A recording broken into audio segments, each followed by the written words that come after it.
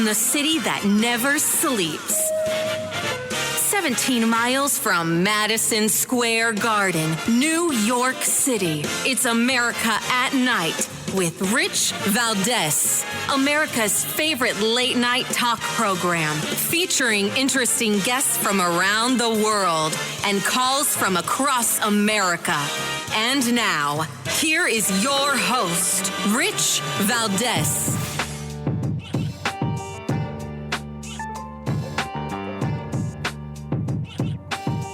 Hi there, good evening, and what's up, America? I am Rich Valdez, Valdez with an S, at Rich Valdez on all of the social media.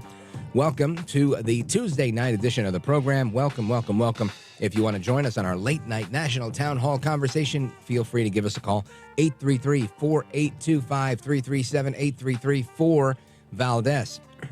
Now, plenty to talk about tonight. We continue to follow up with what's going on with the conflict that has been exacerbated by the Iranians in Iran, in Israel, forgive me, who's already, at war with the Hamas folks in Gaza. So we're going to get an update on that from one of our favorite generals. Then we've got the attack on Christianity. I don't know if you saw that over the weekend. We had I guess he was an Orthodox, maybe Greek Orthodox. I'll give you all the details when we do it, but I remember seeing the video on all the social media.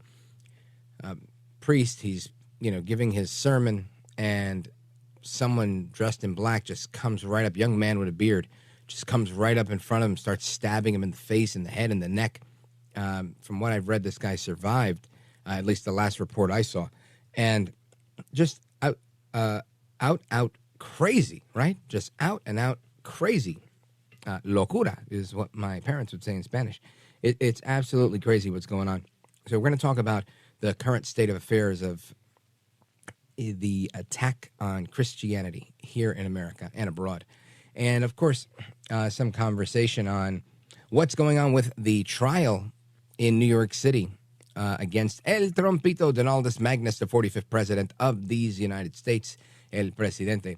And we're going to keep you up to speed on that as we go forward. But right now, I want to just touch on a couple of things, because the House has sent the impeachment articles to the Senate. The ones not for Joe Biden, don't get carried away. We can wish, but we don't get those wishes yet. But the ones that were filed against Alejandro Mayorkas, the Secretary of the Department of Homeland Security. And my thinking, and I asked one of our guests the other day, because I really wasn't sure as to why they send them, they don't send them. I don't believe we get a conviction here. And I don't believe that Majority Leader Schumer is going to take this up for a vote. So I wonder, is it, protocol that you have to send them? Is it sending them now versus sending them later? Is there any advantage to it? And we had some discussion about it. And ultimately, I think we land on the Speaker Johnson doesn't want to overplay a hand, but has to play within the rules as well. And we're going to get into that a little bit. We also see that hold on, there's a story here. I just want to bring you a quick headline. 90% of TV news fails to identify Trump prosecutors as Democrats. Yeah, that's probably true. And most people, who are in the know that that's the case.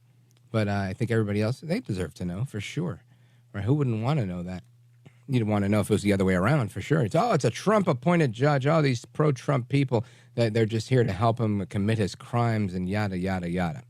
Now, there's a clip of audio I flagged right before the show. What's the number I asked you for, Tom? That I want you guys to hear, because it is it's eye-opening to say the least. But Representative Dan Bishop, he's in a hearing with Secretary Alejandro Mayorkas, and the congressman holds up a flyer that's being distributed to illegals that are crossing the border, and it literally encourages them to vote for Joe Biden. Now, we know that they can't vote, but obviously somebody's making and paying for these things to be made. so that they can be distributed to the people coming across the border. For what reason? Well, let's find out. Listen to this. News reports, or the Heritage Foundation Oversight Project has released this document that is allegedly a flyer distributed at a non-governmental organization in Mexico called the Resource Center Matamoros, which is said to read in part, if translated, reminder to vote for President Biden when you are in the United States. We need another 4 years of his term to stay open. I note, by the way, I understand this RCM has denied that this is authentic, but of course there are competing reports about it. But let me ask you this: what actions is the Department of Homeland Security taking to ensure that, especially given the millions of illegal entries, including 2 million gotaways, that non-citizens are being prevented from registering and voting unlawfully? Congressman, individuals who are not citizens of the United States cannot vote in federal elections. But that's not what I asked. I asked what actions DHS is taking to ensure that that doesn't occur. Well, two things. Number one, I believe that it is state and local election officials that monitor the eligibility of individuals. We do not oversee the election enrollment process. What we do is enforce our borders and, in fact... So said shorter, nothing. In fact... how can Congress and the American people have confidence that the outcome of close elections will not turn on the votes of non-citizens who have registered and voted unlawfully? Congressman, election security is one of our priorities. In the distribution of federal grant funds to state and local jurisdictions, we have made election security a priority, and we have mandated a minimum... I'll reclaim my time. All right, he's reclaiming his time. Anyway, so this is an interesting exchange because it's the same question I want to know. If we're not going to allow illegal aliens, non-citizens, to vote, then why is this happening? And you've heard the exchange, and Alejandro Mayorkas is obfuscating like he typically does. This is something that I think should set your little antennas off, right? This is something that should cause alarm for people because this changes the game, right? It's what we talked about last night about the sacred tradition of voting and how we can't really, this is the one trust to the people you just can't betray. The moment we've really lost integrity in voting for people, we've lost it all, which is why so many people are out of sorts about the 2020 election. And many people are still out of sorts about the upcoming election. And if, in fact, these 10 million new people, or as General Blaine Holt pointed out on last night's show, more new people than existing people in our military, we have a problem, Houston, right? A very big problem. So I'm going to give that to you guys. If you want to join the conversation, we'll take calls on that for probably about the next 15 minutes or so before we dig into the other topics I want to dig into. But give me a call, 833-482-5337, 833-4-VALDEZ. This is America at Night with Rich Valdez. Call now, 833-4-VALDEZ. That's 833-482-5337, 833-4-VALDEZ. That's Valdez with an S.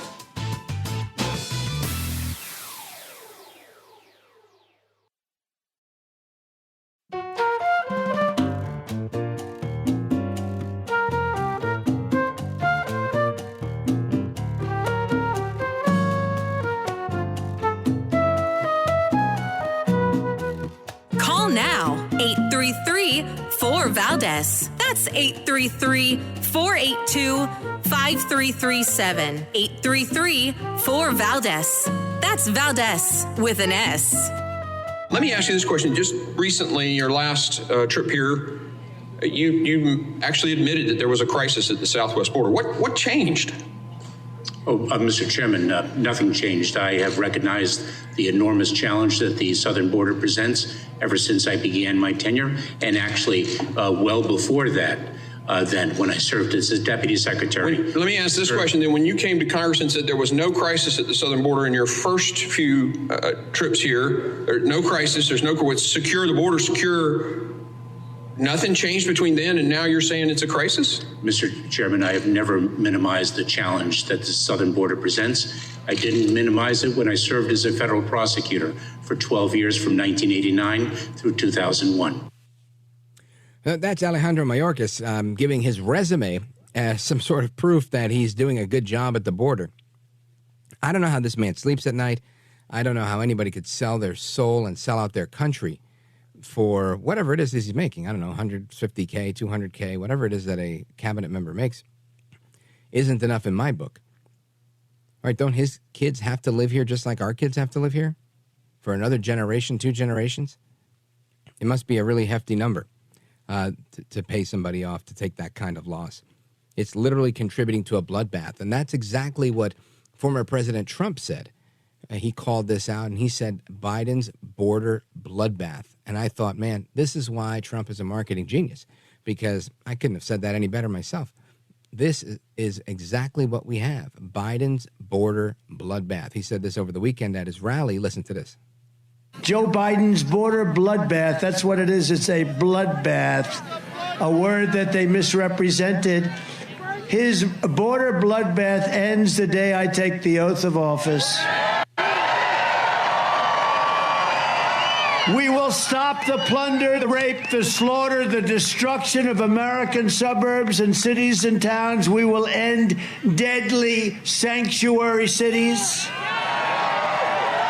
You know, the Democrat mayors want to all end them, but they don't want to, really take on because they end up getting indicted.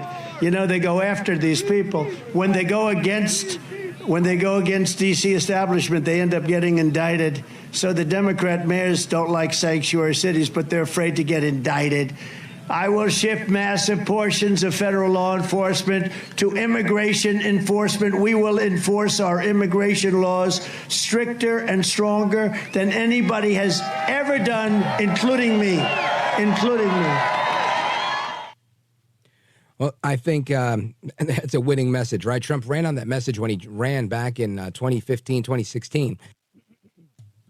And it was a winning message then. Now, back then people were, oh, you're a racist, misogynist, homophobe, you name it. They called him that because he was warning of what was to come. Guess what? What's to come came. And here we are, right? It's like the caravans never stopped year after year after year. Joe Biden's allowed to continue the massive onslaught of people coming in. There's a deluge of people, and voila, here we are. So I think that's woken up the eyes of a lot of Americans, and they've realized that this is not something that can continue.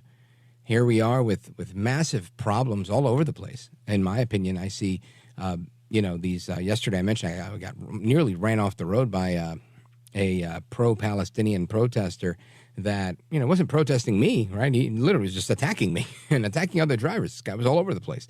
And it's just bizarre to see how militant people are becoming, how just out of hand. Honestly, I think everything's getting out of hand. And I'm sure my liberal listeners are saying, yeah, just like it got out of hand on January 6th, right, when they went and they conducted the insurrection against America. Yeah, I'm sure. I think it's worse, honestly. And I think most of you that are listening would agree that things are kind of out of control. And there's a clip that I want to play for you from some pro-Palestinian protesters and their supporters protesting at the home of a professor from the University of Northern California, Berkeley. And they claim that they have a First Amendment right to be there. Listen to this. Hello, everyone. Assalamu alaikum wa rahmatullahi wa barakatuh. Peace and blessings upon you all. Tonight, we are gathered here in the name of commemorating our final few weeks as law students. This is my house. Tonight is also the last night of the holy month of Ramadan, where millions of Muslims around the world fast. Not only from material sustenance, fast not only from material sustenance, fast Stop touching her. We have attorneys. Stop touching we have attorneys. Okay, you don't have to get Excuse aggressive. me. I'm not Please leave our house. You are guests at our house. That's our First Amendment right. No, Our First this is my Amendment. house. It is. The The National Lawyers Guild has informed us this is our First Amendment right, and they are aware of this. They're not wrong. This is my house. This is my house, and you're no longer welcome here. Police. You are not welcome. Okay, you can call the police. No, I don't. You can call the police. I'm getting. Please stop touching her. Just please leave. If you don't want to be here, leave my house. Stop manhandling our students. Please leave my house if you don't want to be here. This is you're my guest in my house. You are not invited for this purpose. I encourage everyone It is incredibly rude of you to abuse our hospitality in this way. And join us in walking out. There's a genocide going on. There's a genocide. Then don't you come here. You haven't done anything about divestment. Please leave my house. Anything about divestment? I don't invest in anything. I'm not going to argue with you. This is a party. We'll be hearing about Okay. the Council on American Anything. Islamic Relations (SF) will be hearing how you pulled a Muslim woman's scarf during Ramadan. Putting your hands on my hijab is unacceptable. By grabbing my arm, you will hear from KRSF. You will hear from Paralegal. And the fact that your wife was able to assault a Muslim Palestinian hijabi student is not great. Please leave our house. We are Please leaving. leave our house now. Wow. So now, isn't this fascinating? Right? You got this liberal leftist professor that seems shocked that what's going on. You know, he seems to sound like, excuse me, no, I'm on your team, but you can't be at my house. And they go on using these threats. Now, the First Amendment is one thing, and I'm sure this probably falls under that. But do you see how they use these tactics? Wait till you're going to hear from CAIR, the Council on American Islamic Relations, CAIR. And they're threatening these people, saying, "Oh, the way you've touched her." I don't know what they were doing. I didn't see the video. I only heard the audio, like you did. But it seemed to me that this guy was just trying to get people away from his house while he could do what he's doing with his family. And these people are, adamant. Now, listen, I'm all about a good protest like the next person, but I don't think you should protest outside someone's house per se. It's not something I would do. I think it's in bad form. I also think it threatens one's safety. And, this is a very free country. People are free to carry firearms. People are free to defend themselves in most situations. And you don't want to make people feel threatened in their home. Now, I'm not saying this professor, but many people. A lot of people, you pull up at 15, 20 people outside their home. I don't care what you're saying, what you're chanting, how you're doing it. I'm sure you can try to find a legal loophole where you can get to stay there. But the reality is there's a lot of people out there that just, they have their valuables in their home. They have their families in their home. They have things that are worth protecting in their home, and they may feel threatened by your presence. So it's a very good idea for people to think twice, in my opinion, to consider whether you're going to make someone feel threatened or endangered in some way, where they may have to take an aggressive, protective posture to defend themselves and their family. And it seems like that's going out the window. That's probably why they're going after liberal leftist professors and not conservative professors. But either way, it's a bad move. Do it at the courthouse, do it in the public square, do it, wherever you think is best. But likely at the house is, it just could end up being dangerous, is all I'm saying. But this is where we are, an open border. We've got folks that are supporting, you name it, things that are anti-American, the team that's shouting death to America, death to Israel, and now they're eating their own. We're going to get to the bottom of that. We've got General Keith Kellogg scheduled to join us in the next segment to break down what's going on in the Middle East. Stick with me, folks. It's Rich Valdez, 833-482-5337, 833-4-VALDEZ is the number. We're coming right back.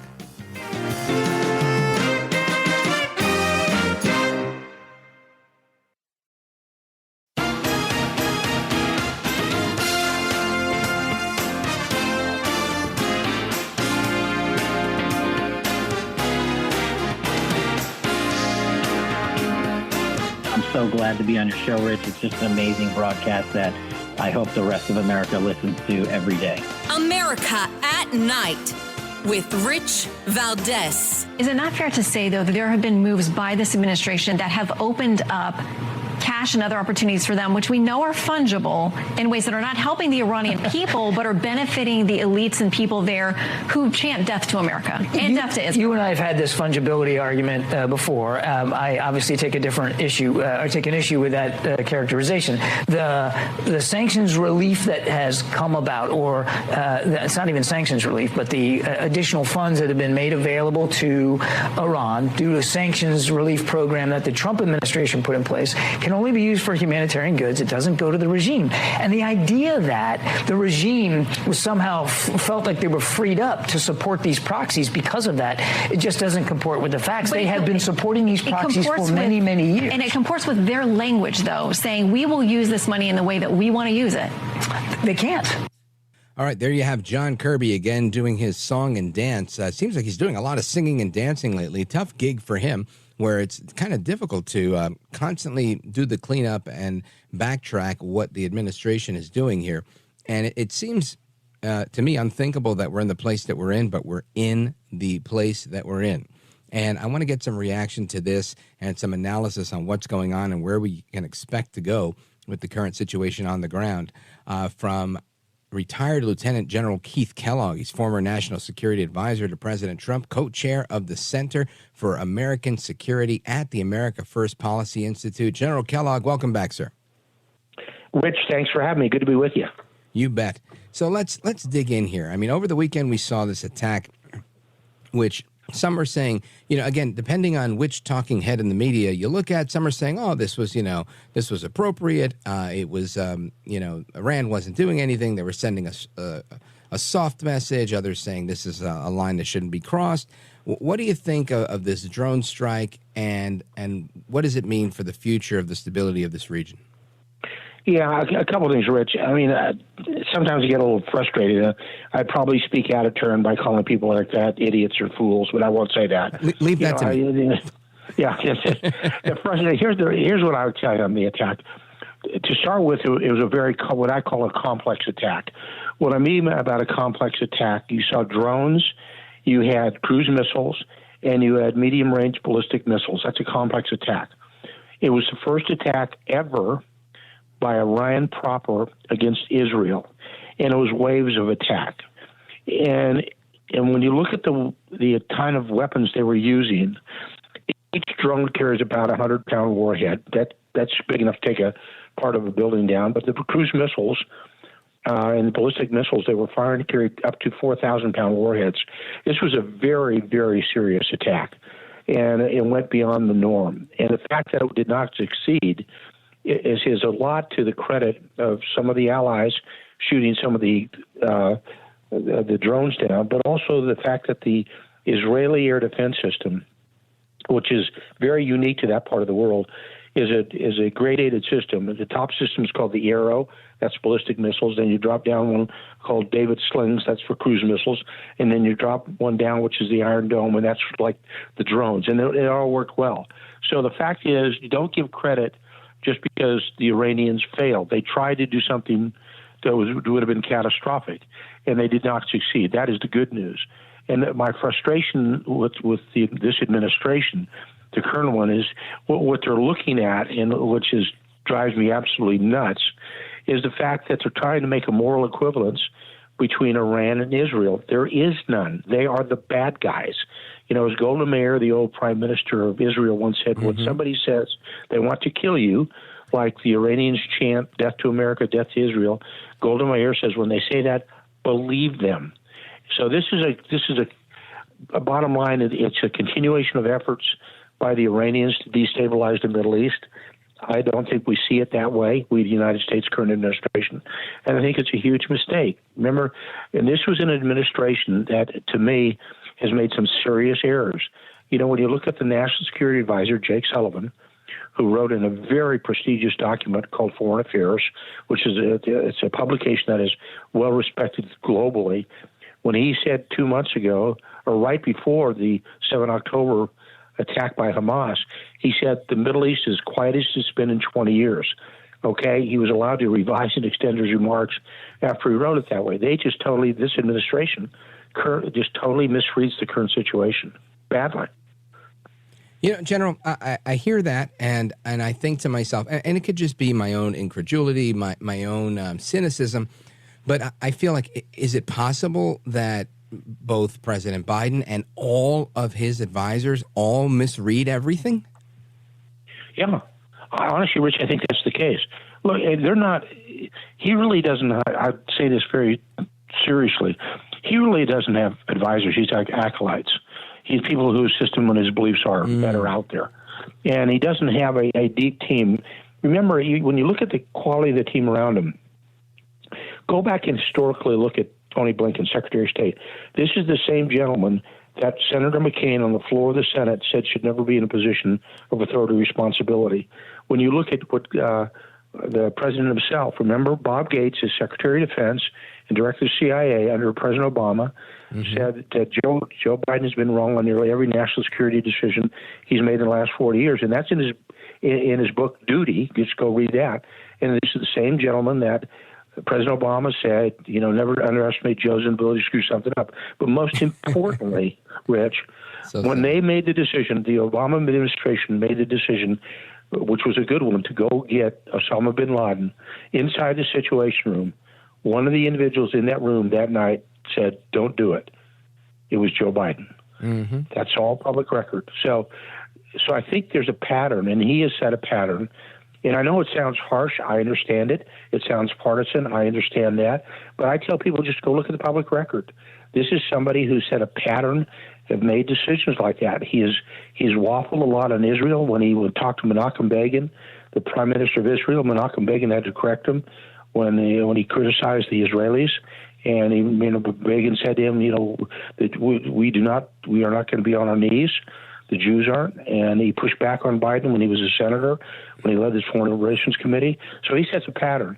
And everybody goes by patterns. Rich, you set patterns, I set patterns. Where you go, where you buy gas, what stores you go to.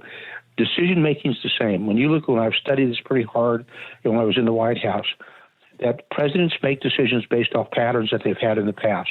They're predictable. They really are, except for Trump. Trump sometimes was not so predictable, which was good. But what happens is you've got a president who's very, very predictable in his decision-making, and the adversaries see that.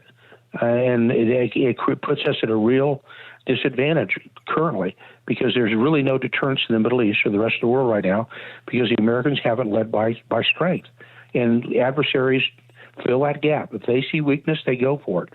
And that's what's happened with this administration. General Kellogg, there's a report that I saw in AP earlier today reporting that obviously Israel's vowing to retaliate against Iran. Iran is claiming that, or at least there's rumor that there may be a future nuclear strike if this continues. The current administration, Blinken, Biden, et al., they're all saying they're urging the Israelis to not respond in kind and to show restraint. And there's this international push by people all over the place to make it look like it's the straight slaughter of innocent people and no Hamas that's going on in Gaza, and that Israel is just the biggest war criminal. How much of this is actually, I guess, swaying the people from your view? Well, I think you mean you're swaying the Israelis? No, I mean globally. I feel like there's some support, there isn't support, and it seems so disparate. Well, it is, and I think there's this whole issue of moral equivalence. That there is no moral equivalence here. When you go back to what Hamas did, Hamas came out, they attacked into Israel. Israel didn't attack into Gaza. They came out, they raped, they slaughtered, they mutilated people, and then they went back. They took over 200 hostages. There's about 100 plus hostages left. A lot of them cannot be accounted for.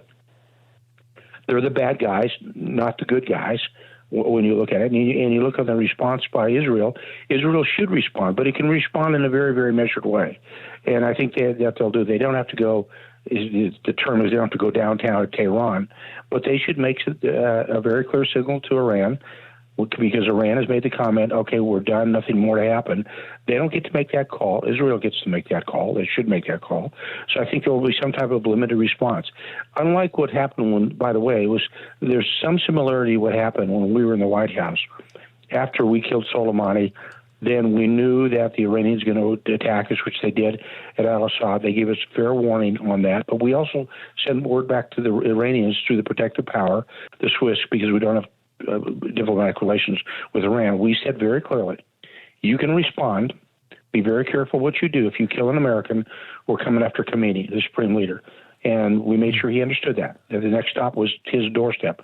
And we know that it took effect because 2 days after they responded with us, and it's all public record, the Iranians shot down a Ukrainian airliner leaving Tehran International Airport because they thought it was us coming after Khomeini, the supreme leader. So we established that. And after they had attacked Al-Assad Air Base and nothing really happened, President Trump, in the situation, and I was there in the sit room with him, when it happened, he sat for about 5 minutes, and we were all thinking, oh, boy, where does this go? He looked up and he said, we're done. And he walked out the door. And he made sure that, okay, they sent a message, but they also got our message. And I think the Israelis are going to have to send a message because they don't have the same ability that we did. But I don't think it's going to be a major hit. But I think it's going to be a hit that can actually hurt them a little bit. But I will tell you, Rich, if those missiles had gotten through, some of them, and caused catastrophic damage, I think you're into a regional war in the Middle East without even trying. Wow. Folks, we're on with General Keith Kellogg, and we're coming right back. Don't move a muscle. This is America at Night with Rich Valdez.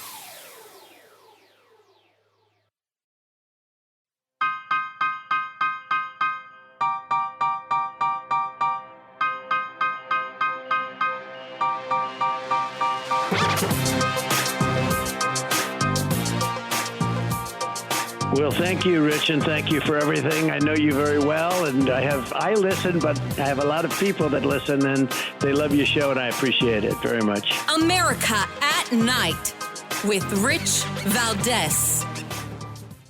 All right, America, welcome back, amigos. We continue our conversation with retired Lieutenant General Keith Kellogg, co-chairman of the Center for American Security at the America First Policy Institute, and former national security advisor to VP Pence and President Trump. He's the author of War by Other Means. You've seen him on Fox News. He's here with us tonight, having a great time in this conversation. And General, before the pause, you mentioned that had one of these staggered, it was a staggered attack, a multi-pronged attack, had one of those rockets, missiles, or drones gotten through and caused significant damage, we would be on the brink of a very significant war between Israel and Iran.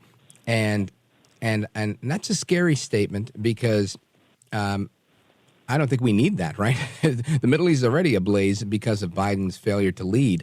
I guess, do you feel that we're on the brink of a potential nuclear activity or conflict, given what I'm reading in the media? Well, Rich, I don't think so. But let me explain why. The reason I said that about the missiles coming in, for example, Nevatim Air Base was hit for some. That could have been targeted. But right next to Nevatim Air Base is Dimona. Dimona is the Israeli nuclear site. What if that had gotten hit? And then all of a sudden, the Israelis are now forced into a situation that they've got to respond pretty strongly. And I would tell people, look, my experience in the White House was when you deal with a nuclear power, you deal with that power significantly different than you do a non-nuclear power because you know what can happen. The Israelis are a nuclear power. And I remember when this thing first started back in 7 October, I listened to what Netanyahu said with everything going on. And Hamas was supported by Israel. I'm sorry, by the Iranians, as Hezbollah and the Houthis as well. But I said, listen closely when Netanyahu talks. I said, and look through his lens. And he said, there's a time for peace and there's a time for war. And now there's a time for war. I said, guys, that's right out of the Bible. That's Ecclesiastes 3. And he talks in biblical terms when he talks about this fight. And you need to understand that. I said, he's not talking just a generally street fight or, something bad happening locally. He's looking at this in existential terms, and they will fight like that. And if this goes bad, they will fight to the finish, because when I was over there in January and had some talks with them, some of them would repeat to me the same thing that was said years ago. The Jews have got nowhere else to go. This is their land now.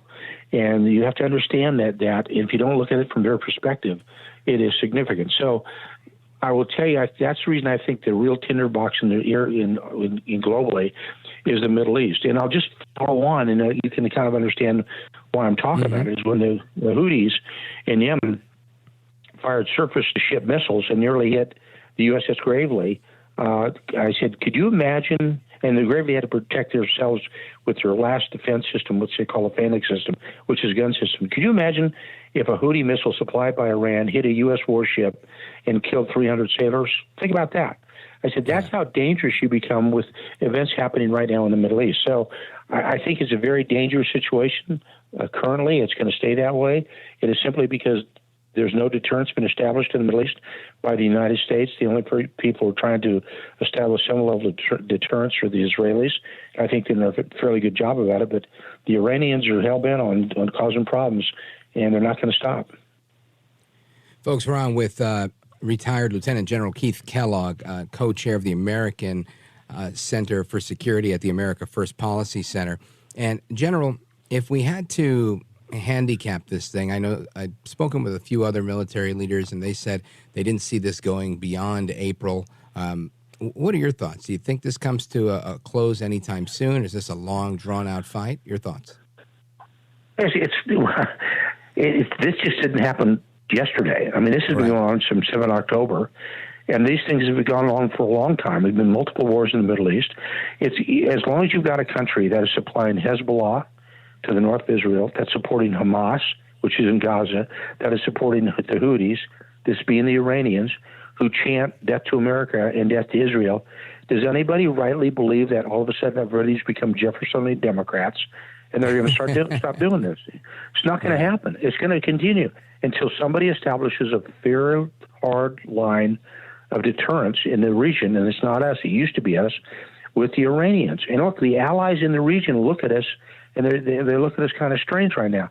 Remember, a deal was just cut between the Saudi Arabians and also the Iranians on a peace deal between them. Like, let's not keep fighting. Who brokered the deal? The Chinese. Right. That used to be our lane. So when people say that, oh, this isn't going to continue, then they better read their history, because this has been going on for a long time. And until we establish some level of high-end deterrence, it's going to keep going on and on. Well put. General Keith Kellogg, you are a patriot, a gentleman, and a scholar. I want to thank you for being here. Godspeed to you. Keep it up, and I hope you'll come back soon. Thanks, and thanks for having me. Good to be with you. You bet. Folks, we continue with your calls and more straight ahead. This is America at Night with Rich Valdez.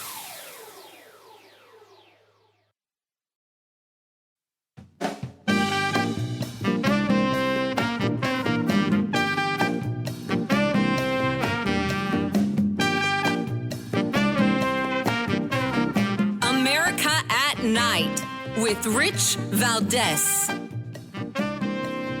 All right, amigos, welcome back, America. We continue our conversation, and I wanted to bring your attention to this video. I mentioned it earlier that I saw over the weekend, and again, this was a jarring thing to watch. I think Instagram had put the, sensitive content label on it, and rightfully so, I guess, for some audiences. But a bishop and a priest were stabbed in this terrorist attack at a church in Sydney, Australia. It sparked a riot yesterday, and this is a big deal because the bishop, his name is Mari Emmanuel. He was presiding over a service that was being live streamed at Christ the Good Shepherd Church in a suburb of Wakeley, Australia, and the alleged attacker was seen, charging towards him. He started to stab him in the face, and my question early on was: is this an attack on this bishop, or is this an attack on Christianity overall? I want your thoughts on that. We're going to get to that with our guest as well straight ahead. So keep it locked right here, folks. We're coming right back. The discussion continues 833-482-5337. 833-4-VALDEZ is the number. Don't go anywhere. I'm Rich Valdez.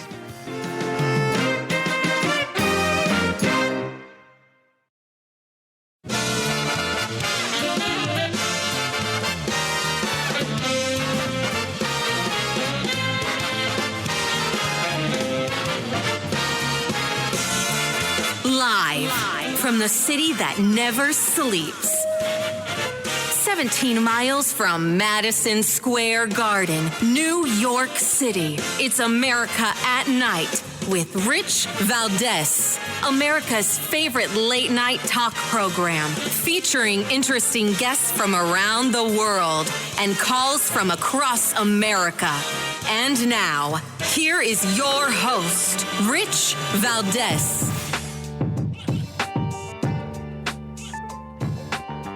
Hi there, good evening, and what's up, America? I am Rich Valdez, Valdez with an S, at Rich Valdez on all of the social media. Welcome to the Tuesday night edition of the program.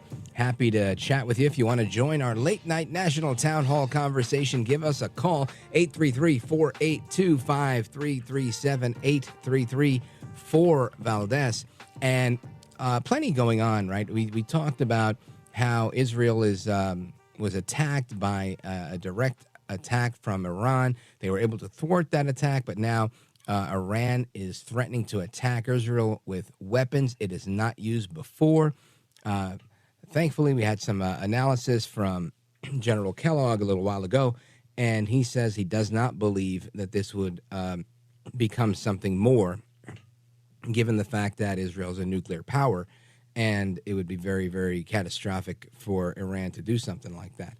So I really do hope that his words ring true, but it doesn't make me feel that much better, right? It's still a very, very difficult state of affairs in the Middle East. Domestically, we have a border that's wide open. We have adults that are in charge of little kids, both in medicine and in education and maybe in mental health care as well, that are encouraging children to become the opposite sex if they so feel like it. And there's a number of issues that we have, and all of it, I guess, can be summed up with an attack on Christianity. And it seems like Australia is ground zero for this right now. Over the weekend, there was a stabbing at a mall just a few days back, and then a stabbing inside a church. There's a very popular bishop, Mar Emanuel. Mar Marie Emanuel. And he's all over TikTok and Instagram, and he's a great traditionalist and just a really, really interesting opinions that he gives. And he was stabbed in the face by, I think what we're seeing here is a minor, and that's why they haven't released his name. And another priest there was also stabbed, and a couple of parishioners were hurt in this scuffle as they held this guy down until the police came. And as I understand it, the bishop is okay. Or he's alive. I don't know that he's okay. But this all happened at the Christ the Good Shepherd Church, an Assyrian Orthodox church. And we have a quick report on it. Listen to this. This was the scene of chaotic unrest. Crowds broke out into fights after a bishop was stabbed in the church, and this was all captured on live stream. A 15-year-old boy approaches the bishop and allegedly stabs him multiple times before other churchgoers managed to step in and apprehend the boy and stop him. Now, in that process, 3 other people were injured. They were treated for lacerations at the scene, but their injuries are being described as non-life-threatening. As for the bishop, though, we understand he is in a critical but stable condition in hospital as we speak. Now, following these stabbings, angry crowds burst into fights outside the church here. The scenes were just so intense. We saw people jumping up and down on police cars. There were more than 100 officers here at the scene with 30 police vehicles, some still here at the scene now guarding the church. So that's the report from the Australian Broadcasting Corporation. And again, after that, there were riots that followed up. It was just a lot going on. And to me, this is a very brazen attack, right? A very brazen attack by a young man that likely has been radicalized somehow. The Australian police are saying that this does satisfy their criteria for a religiously motivated attack. And my thought here is we keep seeing stuff like this, and it's not a good thing. And we had a conversation not too long ago about a new book called Are We Living in the End Times, right? Dr. Robert Jeffress, senior pastor of First Baptist Church in Dallas, had a conversation with us not that long ago. And it was very eye-opening. And I said, I want to get Dr. Jeffress back on the show because I really want to get his take on this because I think it kind of coincides so well with what you talked about in the book. So, Dr. Jeffress, welcome back, sir. Great to be back with you, Rich. Thanks for having me. Amen, sir. So I'm guessing you've seen this. If you haven't, you probably shouldn't. It's not fun to watch. But it absolute disgrace to see what's going on. I know that in a lot of American churches, we have ushers that are armed, and that doesn't seem to be the case in Australia because they've taken guns away from people there. But this is a guy who's making an impact not only in Australia but around the world with his videos on TikTok and elsewhere, and was stabbed by a child, a teenage boy that doesn't agree with what he had to say. And it to me, it might be labeled as an isolated incident, but I feel like this is overall the current fever pitch of what's going on right now against Christians. What say you? Well, it is. And there is a link, Rich, between what you talked about in the last hour, the escalating tensions in the Middle East and the attacks on Israel, between what happened in Australia with this priest and what I think we're going to talk about a little bit later, the war going on in the Methodist Church over gay marriage. Here's the common theme. It is all a manifestation of the age-old battle between the kingdom of God and the kingdom of Satan, the kingdom of light and the kingdom of darkness. That's a conflict that has been going on for thousands of years. And more often, we're seeing physical manifestations of what is essentially a spiritual battle. I know maybe some of your listeners are rolling their eyes and saying Satan and demons. I mean, is this guy from the Middle Ages? Well, Jesus talked about the reality of Satan and demons. If they're just simply mythological beings, then Jesus belongs in an insane asylum. He talked about Satan. He talked to demons. He said Satan is a liar and a murderer. He's been a murderer from the beginning. And I think what you saw in Australia was somebody who was satanically inspired to attack this priest. And fortunately, from what I understand, the priest has survived and is recovering. Yeah, amen to that. And I think you're right. And I guess my follow-up question to that is, Pastor, when we have a situation like what you just said, some people are going to listen and go, oh, my gosh, you're talking about being possessed and whatnot. I think some people are spot on with that, and they're saying, yeah, it looked like he was demonically possessed to me. How did we get away from that, right? I think that was the popular culture diagnosis, I don't know, 150 years ago. People were like, oh, this person's possessed, right? But now we don't have that opinion. It's almost like, oh, they disagree. How did we get from one extreme to the other? Well, a lot of people think, and I've actually heard this, that demon possession and satanic inspiration, all of that you find in the Bible, they didn't understand back then mental illness. And so they put the label of it demons and Satan and so forth. But now we're so much more sophisticated, we realize what it really is. Well, maybe it's just the reverse. Maybe Jesus and the first century Christians understood exactly what it was. They were correct, and we're the ones, because of our secularization, because of our complete dismissal of the Bible as God's word, we have tried to call it something else. And look, Rich, I do believe there is mental illness. We are body, soul, and spirit. And there is a spiritual aspect to us, but there's a physical aspect to us.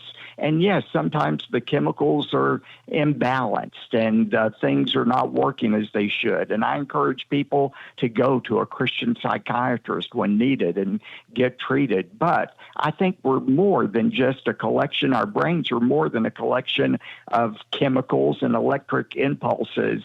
There is a soul, a spirit within each one of us as well. And I'm not saying this is true of all mental illness, but some mental illness is a result of rejecting God. If you don't have the Holy Spirit of God in your life, something else is going to fill your life and control yourself. If you think there is no God and that you're just here by chance and you're a victim of random attacks and random people, that's enough to drive you crazy and make you mentally ill. And so I think it's not an either-or thing. We need to realize some people are mentally ill and need to be helped, but there's more to it than just that. Yeah, amen to that. I agree with you. And, I've often said, a lot of times you read the biblical account and then you look at what happens in life, and you have the Richard Dawkins of the world and the rest of the secularists, and they'll have you believe, well, no, that's what they thought back then, just like you said. But I just see more and more instances of the Bible kind of being ahead of science than behind it, right? A very interesting take. Folks, we're coming right back with Dr. Robert Jeffress, senior pastor of the First Baptist Church in Dallas, Texas. You've seen him on Fox News. We've discussed his book here on the program before, Are We Living in the End Times? Make sure you pick up a copy for yourself, one to give away. Coming right back with Pastor Robert Jeffress. This is America at Night with Rich Valdez. Call now, 833-4-VALDEZ. That's 833-482-5337. 833-4-VALDEZ. That's Valdez with an S.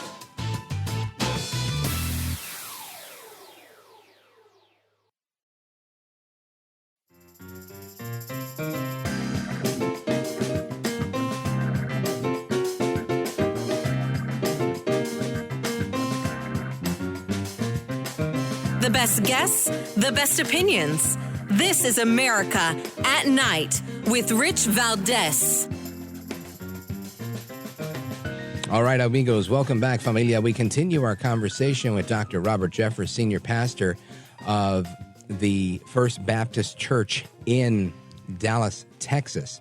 And I want to, something that he mentioned in the last segment, I wanted to touch on, because I know in his book, Are We Living in the End Times, it talks about a lot of things, and there seems to be a common theme of what's going on with Israel, what's happening in the Middle East, as well as the battle inside of the church regarding the LGBTQ movement. So, Pastor Jeffress, how do you see this theme running through the Middle East? Well, look, what we saw happen this week was certainly unprecedented, but it wasn't unexpected. It's just the latest chapter, Rich, in a battle that's been going on for 4,000 years between the kingdom of God and Satan.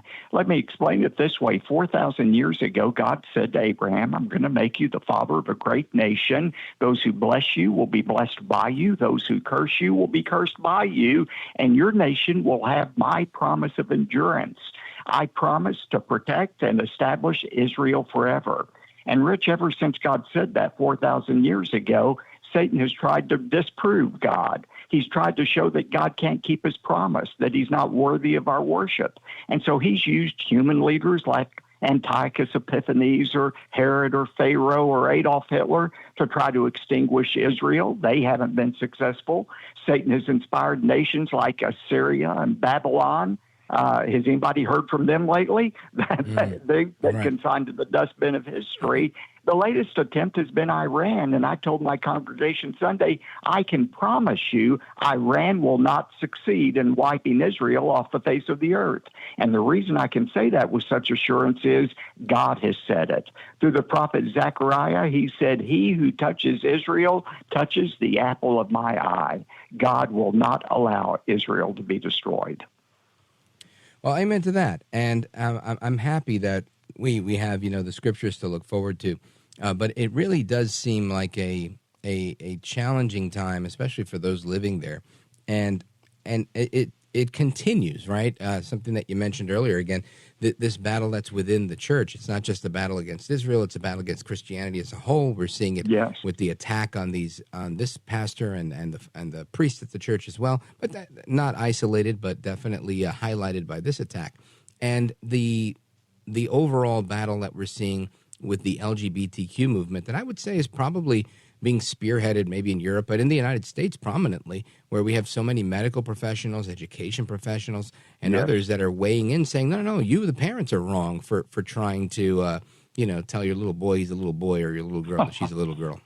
Isn't that crazy? Listen, Scripture is so clear about this. Jesus was clear about it. People say, the liberals say, well, Jesus never talked about homosexuality or transgenderism. Yes, he did. In Matthew 19, the Pharisees were asking him about marriage, and he said, have you not read? God created them male and female from the beginning. God is the one who's determined our gender. And he said, for this reason, a man shall leave his father and mother and shall cleave to his wife, and the two shall be one flesh. God is the one who created us. He created marriage. He created gender and assigned it. And when we say we have better information and we know better than God, that's the ultimate rebellion against God, and that cannot succeed. It may succeed temporarily, but it won't succeed forever. And I'm thankful for these hundreds of thousands of Bible-believing Methodists who have turned that denomination back by really splitting off from them and saying we are not going to sanction and condone what God has condemned. You don't ever see that, Rich. Usually once an organization starts turning further and further left, they never turn back. But hats off to many conservative Methodists who love God and love the Bible and have made this turn. Yeah, and let me tell you, I can imagine at a time like this is probably one of the toughest fights to have because it's kind of taboo, right? It's taboo to say no, that we don't believe in that, or we don't. You're a hate monger, right? You're some sort of denier, and it makes you. They will make you out quickly to be hate-filled or insensitive. And listen, I have sympathy and compassion for any parent that has a child that comes to them and says, I think I'm the opposite sex. I don't want to label the kid as wrong or crazy. I think the idea in and of itself is crazy. But I don't think the parents or the children that are experiencing these issues are crazy or wrong. I think it's the way we've tried to normalize this and giving parents the wrong information, right? Yeah, those who are confused about their gender, they needed to be treated compassionately, but they do need to be treated and not encouraged in their gender confusion. That's an emotional illness. If your child came home and said, I think I'm a kumquat, you wouldn't try to raise your child as a kumquat and let them go sit out in the field someplace. Right. You would get them to treatment. It's the same way with gender confusion. Now, Dr. Robert Jeffress, senior pastor of the First Baptist Church in Dallas, Texas, tell us, again, we spoke about the book, but I want you to let everybody know how they can get a copy of the book, what the best place to get a copy is, et cetera. This isn't an extremist book. I don't set dates for Jesus' return. Nobody knows the hour, but this is what the Bible teaches about the end times. And the title of the book is, Are We Living in the End Times? We talk about Israel's role in the end times, and most importantly, how you and I can prepare for the end times. It's a hope-filled book. You can get it at Amazon.com, any e-tailer or retailer. Outstanding. Now, Pastor, we've seen, obviously we're in an election year. You've never been silent on big issues facing this country. And we see, at least what I see, is former President Trump being dragged through the mud in a legal process that's unfair. How do you think all of that stuff unfolds, and what does 2024 look like come November? Well, I remain a strong supporter of President Trump. I've keep in contact with him, and in spite of everything that's being thrown at him, he remains strong. And look, he doesn't pretend to be perfect. I'm not a perfect pastor. He's not a perfect person. None of us is perfect. We all sin and fall short, but he's the most pro-life, pro-religious liberty president we've had in history, and I'm for him. Amen to that. Dr. Robert Jeffress, senior pastor, First Baptist Church in Dallas, thank you for being with us. You're a gentleman, a scholar, and a patriot, sir.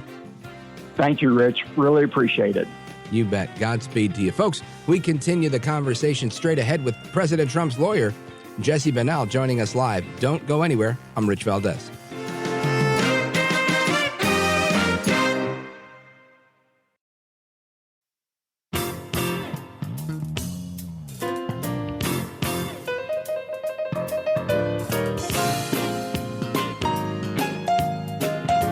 Listen to you, Rich, all the time. America at Night with Rich Valdez. Thank you very much. This is a trial that should have never been brought. is being looked upon, looked at all over the world. They're looking at it and analyzing it. Every legal pundit, every legal scholar said this trial is a disgrace. We have a Trump-hating judge. We have a judge who shouldn't be on this case. He's totally conflicted. But this is a trial that should never happen. It should have been thrown out a long time ago. If you look at Jonathan Turley, Andy McCarthy, all great legal scholars, there's not one that we've been able to find that said this should be a trial. I was paying a lawyer and marked it down as a legal expense. Some accountant, I didn't know, marked it down as a legal expense. That's exactly what it was. And you've been indicted over that? I should be right now in Pennsylvania, in Florida, in many other states, North Carolina, Georgia, campaigning. This is all coming from the Biden White House because the guy can't put two sentences together. He can't campaign. They're using this in order to try and win an election, and it's not working that way. It's working the opposite way. So check that out. Legal expense. It's called legal expense. That's what you're supposed to call it. You get indicted on that. Nobody's ever seen it. Nobody has ever seen anything like it. So thank you very much for coming. I'm now going to sit down for many hours. I am now going to sit down. The voters understand it. All you have to do is look at the polls. This is a sham trial, and the judge should recuse himself. This is totally conflicted. Thank you very much. Of course, that is former President Donald Trump outside of the courthouse where he's having this trial, the hush money trial, as it's been called. And right before he made his New York City bodega run, Donaldus Magnus El Trompito visiting a bodega right after that. And his remarks are consistent.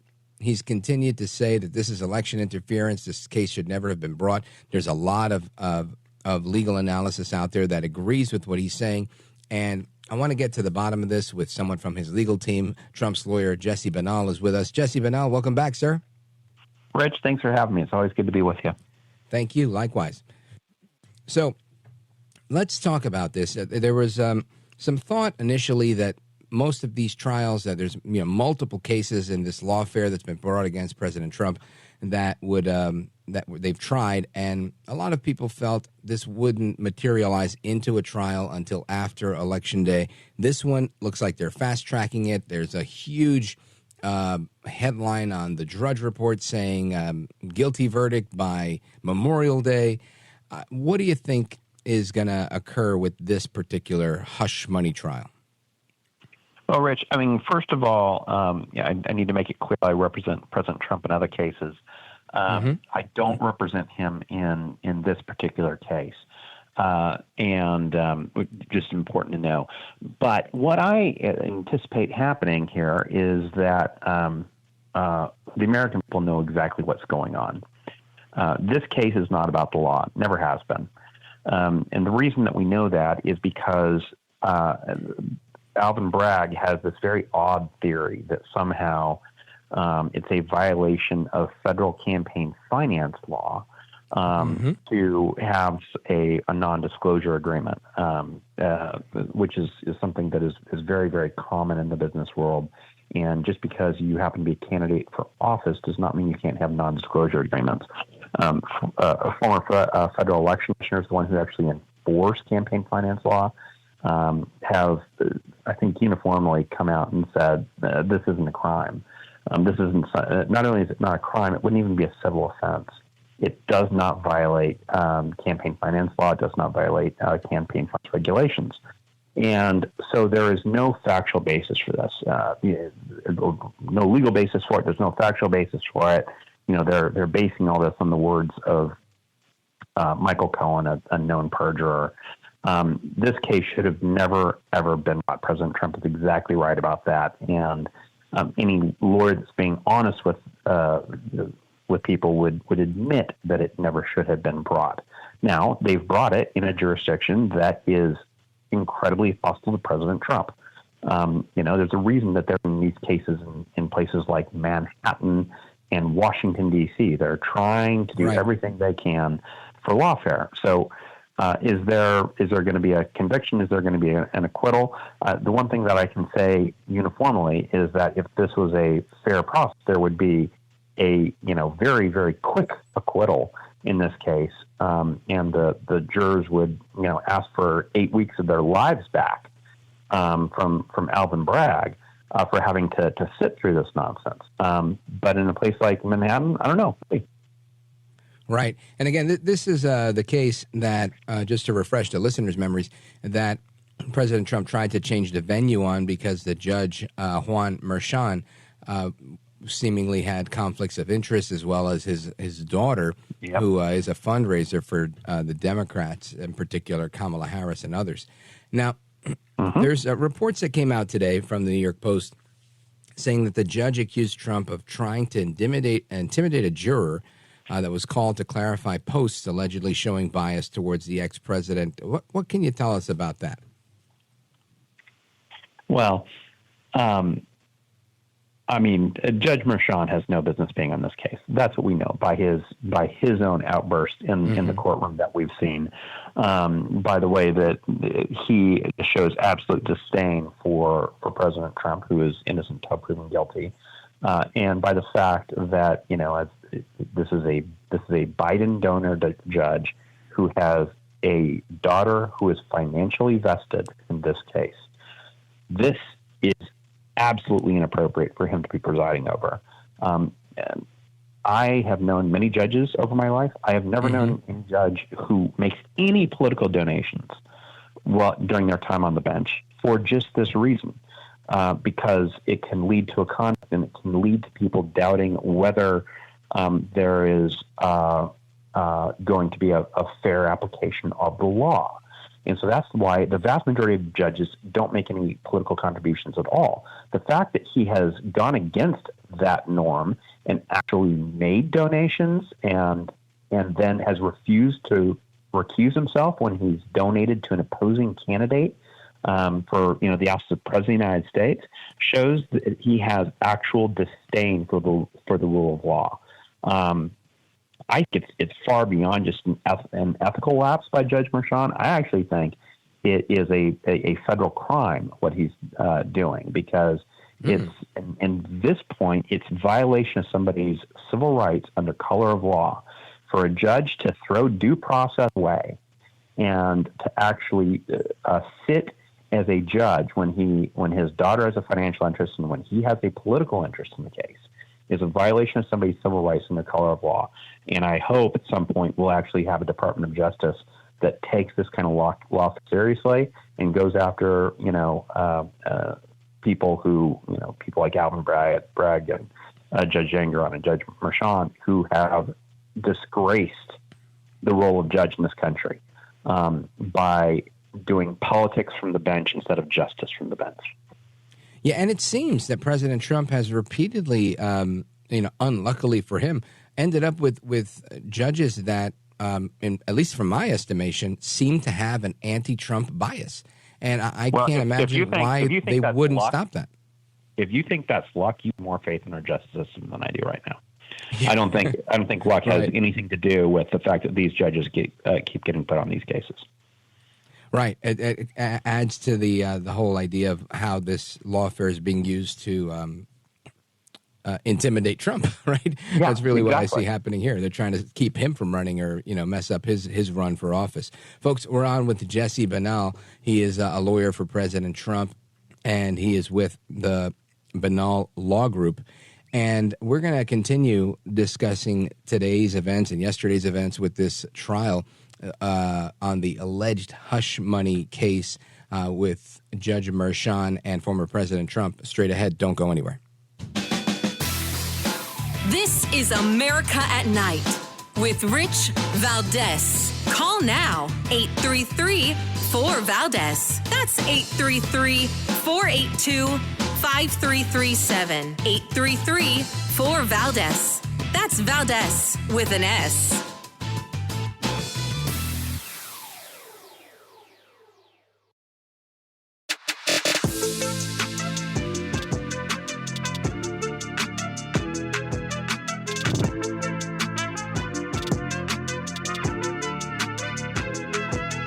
There's more news in your commentary, in your analysis, than there is on the news network. America at Night with Rich Valdez. At one point, the pool said that he was glaring at you for several seconds. You had reported shortly before that during a break that he appeared to be falling asleep at one point as the proceedings were getting kind of tedious. Did you notice that? Mm-hmm. I mean, yes, I noticed it. He made a pretty specific stare at me and walked out of the room. I've been on the receiving end of said glares. I know you have. I have too. I reported earlier that he had appeared to fall asleep. Now, we had seen him, and I want to be clear that I've seen lots of people fall asleep in courtrooms. I've seen jurors fall asleep. I've seen judges fall asleep. If anyone falls asleep who's a criminal defendant in a case, we're going to report on it. But he doesn't like when such things are reported, and I'm guessing, I don't know, that that's what this was about. I think that having to sit there and be captive while we all report on him is going to be deeply uncomfortable for him because he is somebody who likes to control things. I would fall asleep if I had to listen to CNN's Maggie Haberman, or I should say New York Times Maggie Haberman on CNN. But this is who she is, right? It's Maggie Haberman from the New York Times on CNN telling Caitlin Collins that Trump glared at her in the courtroom. So now it seems to be a crime or some other type of misgiving to look at people in a courtroom. Jesse Binnall is an attorney for President Trump. When you hear this audio, Jesse, what's the reaction that you get to that? That they're desperate to try to report something negative about President Trump like they normally are. I mean, look, we all know that President Trump is incredibly engaged right now, and he takes these cases very seriously. And the reason he takes them so seriously is because he knows that they're an attack on the American people. He knows that this is lawfare that is being used by those bureaucrats that have so long been in power in our country that that regardless of who's in office at a time, if it's a Republican or a Democrat, it's been bureaucrats running the show. And he's been the first one to fight back against that. And so lo and behold, he of course is being charged.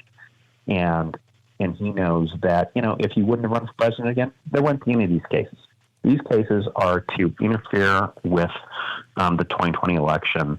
And Donald Trump is incredibly engaged right now in fighting back against that on behalf of all Americans. Yeah, I would agree with you there. I think it seems like a desperate attempt, to talk about somebody falling asleep in court. Like I said, I'd be bored to tears if I had to, look at Maggie Haberman all day.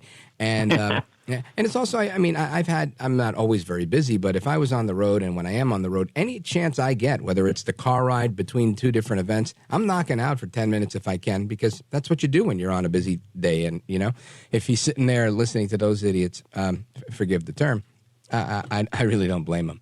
Folks, we're on with Jesse Binnall, and we're going to get his reaction to some of the additional commentary coming out of the courtroom today with the trial on the alleged quote-unquote hush money into President Trump. And again, a non-crime, right? Something where it was just listed in a ledger differently than the DA Alvin Bragg thought it should be, and concocted a crime out of whole cloth. Keep it locked right here. We're coming right back. Don't go anywhere. This is America at Night with Rich Valdez. Call now, 833-4-VALDEZ. That's 833-482-5337. 833-4-VALDEZ. That's Valdez with an S.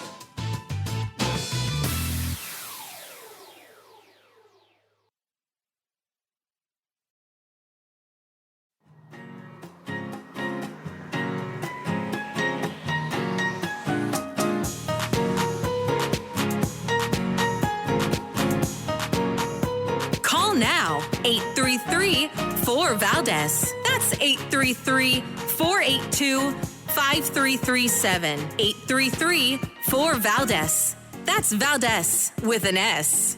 Seeing politics as an arena of contention where we try to arrive at a consensus for a given period of time, and if we lose a round, we just fight the next one, is that viable? And just enough of us since 1865 have at critical moments said, yes, that system is worth it. Will that continue? I don't know, but I do know that it's up to us, which is at once thrilling and terrifying. It's thrilling because it's up to us, and it's terrifying because it's, oh, Jesus, it's up to us. You know, no one's going to come fix this for us. There's not going to be this act of God that's going to somehow or another secure American democracy, create a consensus where we can, in fact, pursue happiness. We have to decide. And the people who either support Donald Trump unquestioningly or who have enabled this for their own partisan reasons have to really look in the mirror and decide, is this really the hill they want to die on? Yeah. Is Donald Trump worth the Constitution? All right, that dramatic soliloquy is from MSNBC's John Meacham. I'm surprised we didn't hear violins playing in the background, saying this is every election is a fundamentally moral choice, and everyone morally chose Donald Trump in the 2016 election, and it seems like they're going to do the same thing in this election because he's the best candidate. We've already seen what Joe Biden can do. But I want to return to our guest, Jesse Binnall. He is a partner at the Binnall Law Group. He is an attorney for President Trump. When you hear John Meacham and his soliloquy here, what's your reaction to that, Jesse? Oh, my gosh. It's, here's what it comes down to. There's a party right now on the other side that are trying to throw their political opponents in prison. They want to talk about how, wonderful American democracy has been over time, and then all of a sudden they're trying to put this all at Donald Trump's feet. They are the ones that have weaponized the rule of law against Americans that they have a political disagreement with. That has been the breaking point right now for where our country is at. That is why this is the most important election probably since the 1860s, because we do have people that have such contempt for the American Constitution that they will throw it all away in order to destroy their political opponents. We have people that are openly Marxist, openly socialist in office right now and are doing everything they can to turn our country into a banana republic. So, yeah, you can play the violins all day long and in an Orwellian way try to say that they're the side that's actually supporting American democracy. But there is no free country in the world that has, that starts trying to throw political dissidents in prison. That's a banana republic. That's what they're trying to turn America into right now. Yeah, really well put, Jesse Binnall. It really is. And I feel like there's a lot of people that see that and they get it. It resonates with them. But I feel like there's still a bunch of people out there that they kind of like this authoritarian push towards, jailing the people you don't like. I think there's still a bunch of people that say, oh, my gosh, good. It's about time to put Trump in jail. The guy's terrible for America. What's your message to Americans out there that think it's okay to just jail a political opponent? Well, my message to them is that the days of unilateral disarmament in this country are over. They have to be over. They think that they can get away with it because when Republicans have come into office, they've always been meek and mild and have not used the game plan of their adversaries in the past. And so as a result, for instance, the left does things like the January 6th committee, and they kick all the Republican appointees off the committee, and then they engage in a Orwellian type, McCarthy-style hearings against conservatives, and then Republicans aren't going to fight back. Those days must be over. Right. And when those days are over and we start to have true accountability for a lot of these judges and prosecutors and others, they're going to understand the problem of what they started. And Donald Trump is going to be the man to do that. Amen to that. Thank you, Jesse Binnall, attorney for President Trump, partner at the Binnall Law Group. You're a gentleman, a scholar, and a patriot, and I look forward to speaking with you again soon. Thanks, Rich. You bet. Folks, more to come straight ahead. Open Phone America. Don't go anywhere. I'm Rich Valdez.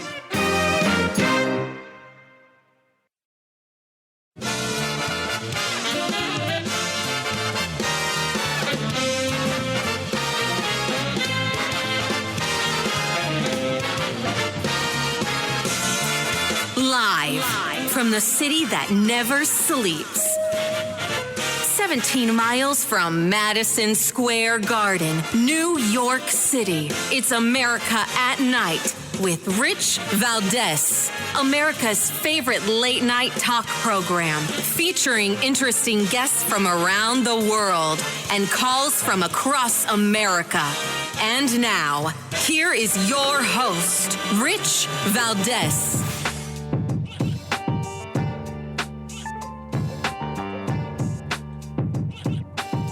Hi there, good evening, and what's up, America? I am Rich Valdez, Valdez with an S, at Rich Valdez on all of the social media. Welcome to hour number 3 of the program, Tuesday night edition of the show, and our phone number if you want to join our late night national town hall conversation. This is a great time to do it. If you've never called the show, I'm looking forward to speaking with you tonight.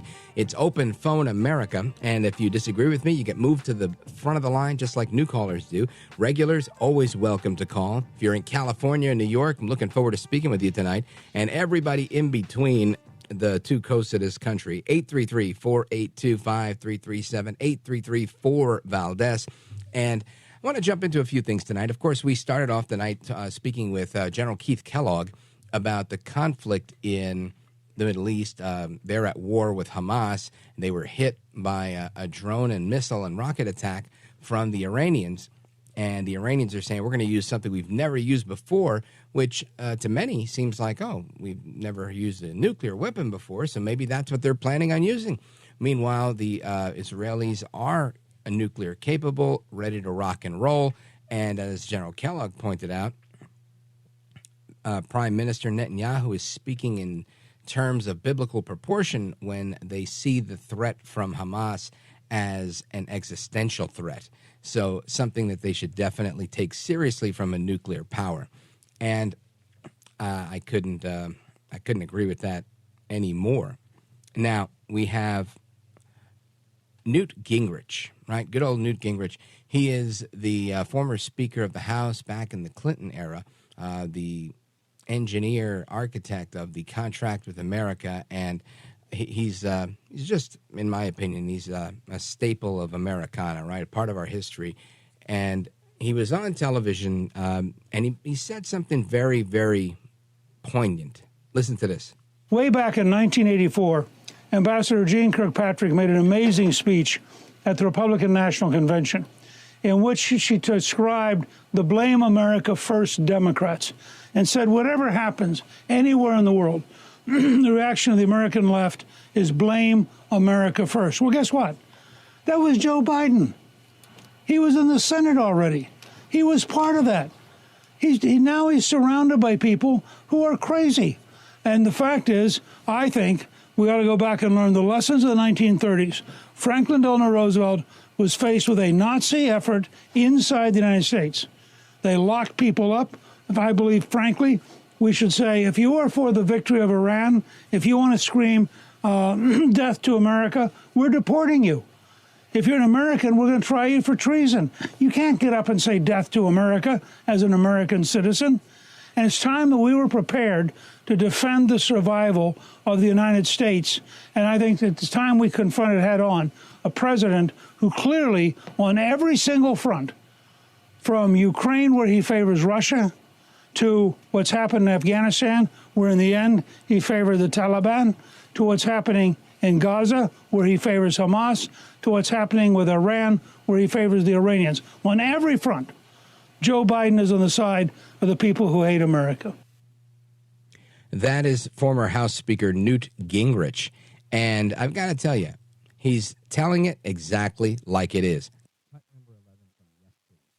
I think it's so important that we understand how important it is to look at these lessons and realize that we've drawn a red line in the sand, and we let people keep crossing the line. So we keep pushing the goalposts back further and further and further, to the point where, you know, he's right on everything he said. It's clear that Biden is favoring Putin. He's not doing anything. It's clear that Biden's favoring Iran because he's not doing anything. And then he sends out his team, like National Security Council spokesperson John Kirby, right, who's been out there saying a number of things. He's saying that Biden said don't. He says that, no, they didn't unfreeze billions of dollars for Iran. He says, no, it was Trump's fault that Iran was allowed to axe billions of dollars in Iraq electricity sales. And he also says that American military strength is better under Biden than under Trump. Listen to this. Oh, you got your hands full. And I was looking back at the track record for President Biden. Here's what sticks out. The Afghanistan withdrawal was a mess. We failed to stop Putin from going into Ukraine. The war with Israel and Hamas has been absolutely dreadful and destructive. Again, it's the first time Iran is aimed at Israel. China's military buildup is substantial. And that was just this morning what I came up with. Can you argue that American strength and persuasion is better today than it was 4 years ago globally? Oh, yeah. Yeah, 100% I can, Bill, and I can do that very comfortably after serving for as long as I did in uniform. I'll tell you, this is a president who understands American leadership on the world stage. He has devoted additional resources, not just militarily, but diplomatically, economically, around the world to advance our national security interests, and we're going to continue to do that. American leadership, particularly, let's talk about the Middle East in the weekend.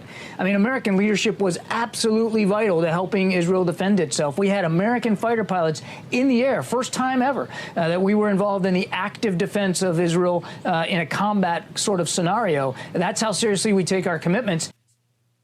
You know, I got to say, and you can put this on the record, if I am ever in any capacity of elected office, I do want John Kirby as part of my spokes team. I do.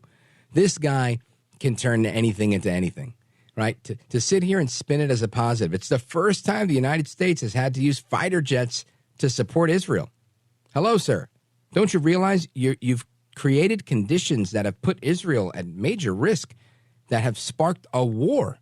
So, yeah, we're going to have to be there. Because if we're not there, they're going to go into a full-out war with Iran and set the entire world ablaze. Right now, it's just the Middle East that's ablaze. I may not agree with this guy, but his ability to just contort the truth is reminiscent of Cirque du Soleil to me. Anyway. That was John Kirby on with Bill Hemmer on the Fox News Channel. Now, we've got a number of people in the House of Representatives as well as in the Senate that have been weighing in on this. And one of those is Representative Nancy Mace. She was on the news and she said, look, Biden is causing this war through weakness. And it's exactly what I'm saying. I couldn't agree with her more. Check this out. The United States stands with Israel. And what we're witnessing today is we're seeing Joe Biden bend over backwards to pander to the Hamas wing of the Democrat Party. We've gone from peace through strength to war through weakness because of the White House. They are weak on all of these issues. Why is that? Why do you say that? Well, I mean, look, just a few weeks ago on March 13th, Joe Biden and his administration allowed a waiver of sanctions to the tune of $10 billion in cold, hard cash that would allow Iran to access that money in foreign banks, for example. We know that there was an effort last fall for over the $6 billion, separate issues, separate times. And we're watching Joe Biden just sort of distance himself from Israel. He's saying at the same time he supports Israel, he's doing things that then support Iran. You can't have it both ways. Outstanding. That was outstanding. It's exactly what I'm saying. He funds both sides of the war. You can't have it that way. You just can't have it both ways. The United States has to be clear in their leadership. They have to be decisive. And President Biden is playing both sides of the fence like a county politician. And this is no time to be a retail politician. This is the time to be a leader, to be the leader of the free world, to be the commander-in-chief of the United States military, to be the president of the United States. And Joe El Baboso Biden, Joe El Viejito Biden, he is making a mess in the bed. Folks, your calls and more coming up straight ahead. 833-482-5337, 833-4-VALDEZ. This is America at Night with Rich Valdez. Call now, 833-4-VALDEZ. That's 833-482-5337, 833-4-VALDEZ. That's Valdez with an S.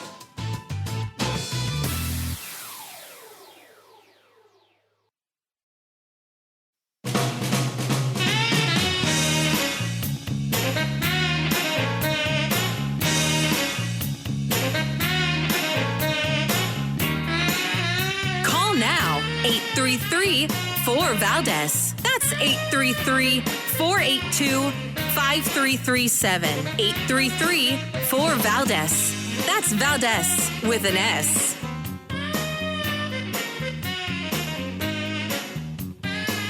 All right, amigos, welcome back. We go to your phone calls.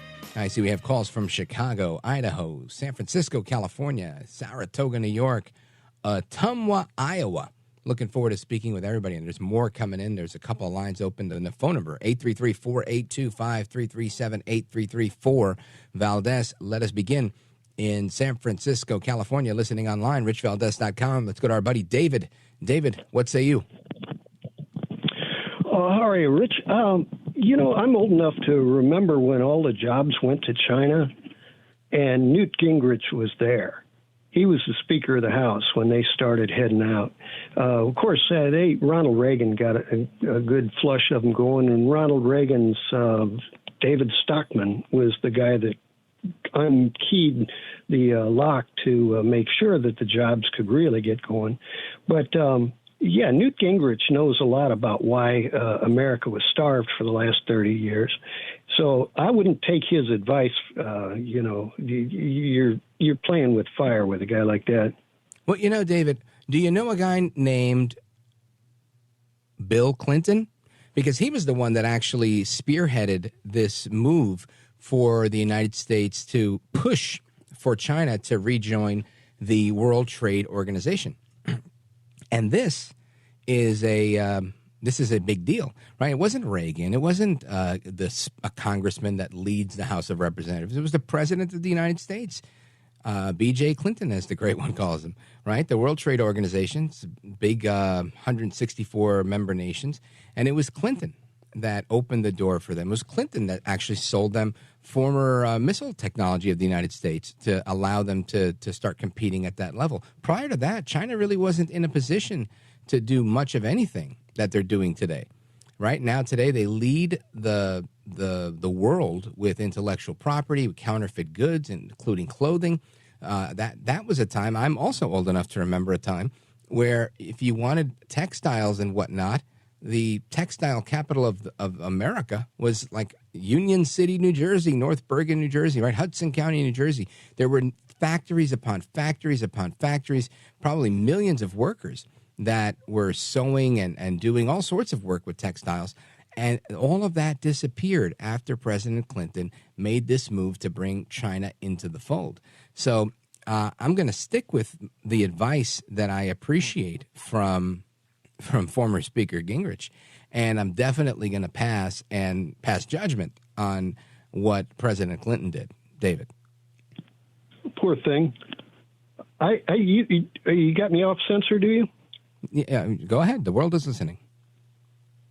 Well, the idea, I've told you before, I'm not a Democrat, I'm not a Republican. I'm a Green Party member. I'm a steward of the earth. That's what I try to be. And when I hear these corporations just raping the earth and then laughing about it and having wars over the spoils and further fouling the earth, I get sick of a guy like Newt Gingrich. I bet you would get sick. Let me ask you this. How do you feel about the number one polluter of the world, China? Are you mad at them? Do they make you sick? Well, we outsourced the jobs to China, and then we blame China for having the pollution that's not here. Is that what you're asking? No, I'm saying that China's the number one polluter, and you seem to be mad at Newt Gingrich. I'm saying why not be mad at China? Why are all the jobs in China? Because they don't have crap pollution laws. What jobs do we have in China? Would communists pollute their own people? I think they do. I don't even think that China is communist.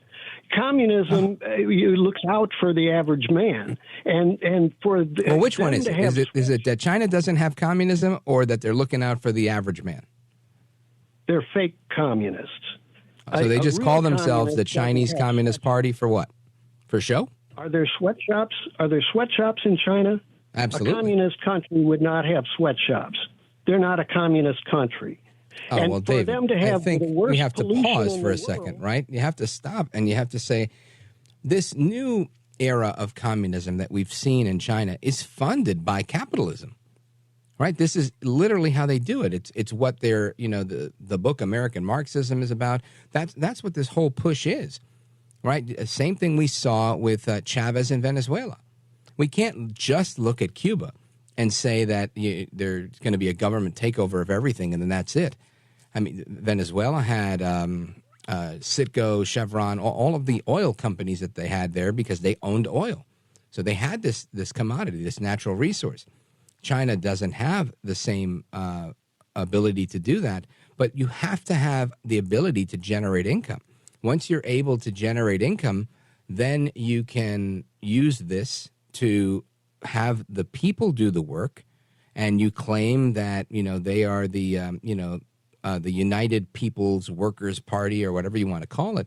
But ultimately, the government is what owns everything. So you've got poor people doing this job. You've got sweatshops where they're not earning a living for themselves. They're earning a living for the government. You remember the corporate state? That's what you're talking about. China is just a fake communism, but it's really the corporate state. The corporate state that takes the people and says they're the resource, doesn't take care of them, and chops them up and sells them for body parts. You think that's communism? This is corporate state. And what happened in Treblinka? What happened? They chopped up people and experimented on them. So, don't pretend for a minute that China is communist and that Newt Gingrich is a patriot. Those guys are all S&M freaks that are just trying to run the average person's life like a game. Oh, thank you, David. Funny? I'm not going to get into S&M, but I will say that I think it's, in all honesty, I think it's laughable that we'll sit here and say that China's not communist when we know that they had, controls on what kind of kid you could have, how many kids you could have. You have rations on just about everything. And they have probably the most intricate system of communism that we've seen in modern history. And, I mean, that's evidenced by every last defector of theirs that's called them out on it. And Xi Jinping himself admits to this stuff. I think you're the only one that's saying they're not communists because they're admitting that they're communists. Anyway, David, thank you for the call. I appreciate you. Always a very spirited discussion with you.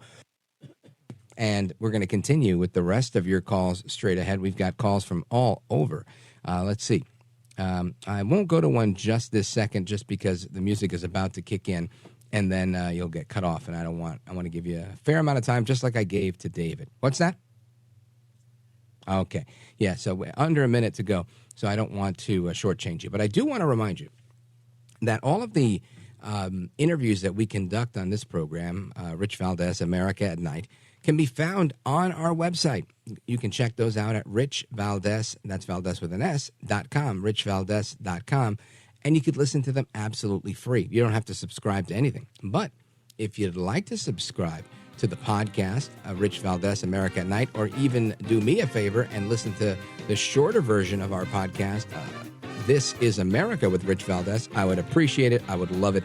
And I would love to hear your thoughts and feedback on that. And for those of you that do listen to the podcast, I encourage you to leave a 5-star or whatever kind of review you want. I really appreciate the comments. And, of course, the bosses here, look at those too. All right, folks, we're coming right back with your calls and more. I'm Rich Valdez.